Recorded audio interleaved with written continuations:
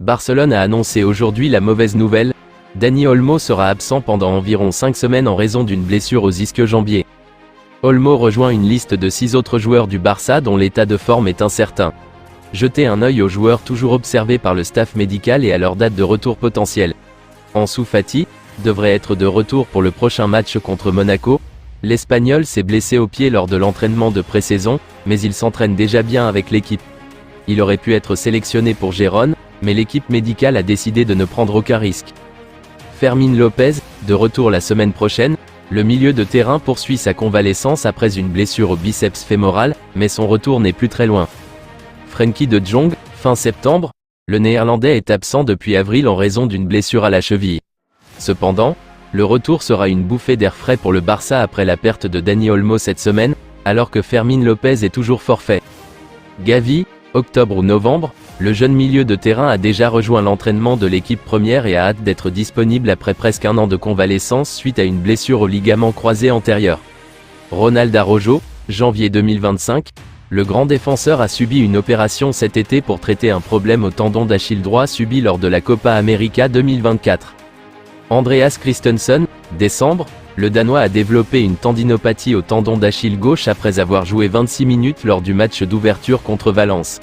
Marc Bernal, écarté pour le reste de la saison, le pauvre Bernal a subi une déchirure du ligament croisé antérieur du genou gauche lors du match contre Rayo Vallecano.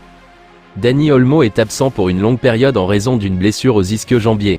Barcelone a confirmé qu'Olmo sera absent pour les 4 à 5 prochaines semaines. Cela exclut automatiquement Olmo du match de Ligue des Champions du Barça contre Monaco en milieu de semaine. Mais Olmo devrait manquer 6 autres matchs du Barça, son retour étant prévu pour fin octobre. Voici les matchs qu'Olmo risque de manquer en raison de sa blessure. Jetez un œil au calendrier complet des rencontres de Barcelone. Des sources proches du Barça affirment que la blessure n'est pas grave, mais qu'elle est suffisante pour qu'il manque le prochain match du Barça contre Monaco en Ligue des Champions. Selon Diario Sport, l'homme que Hansi Flick choisira pour remplacer Olmo sera Ferran Torres. Ferran jouera sur l'aile gauche, ce qui permettra à Rafinha de jouer dans le rôle de numéro 10. Le Barça n'a pas perdu de points cette saison, remportant ses 5 premiers matchs de championnat. Les Blaugrana ont atteint les quarts de finale de la Ligue des Champions la saison dernière avant d'être éliminés par le PSG. Ils devraient manquer le match d'ouverture de la Ligue des Champions de l'UEFA contre l'AS Monaco. Heureusement pour Hansi Flick, il a plusieurs options à sa disposition pour remplacer Olmo dans le 11 de départ. Nous examinons ici 2 façons dont il pourrait aligner les Blaugrana contre Monaco. Option 1, Ferran sur l'aile gauche.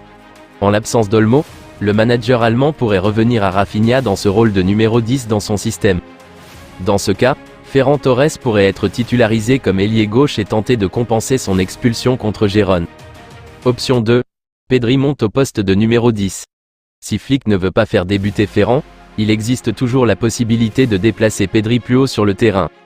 L'Espagnol peut facilement jouer dans ce rôle de milieu offensif et peut remonter sur le terrain, permettant à Rafinha de rester dans cette position d'ailier gauche.